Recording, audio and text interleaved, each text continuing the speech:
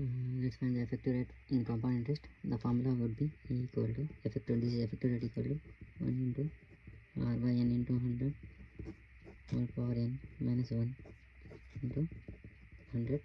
Okay, this is effective rate.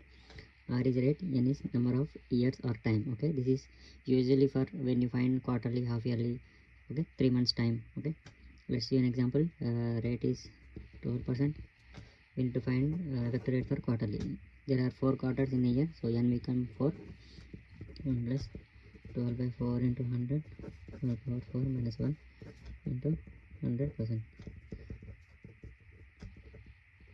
Whole power 4 minus 1 into 100.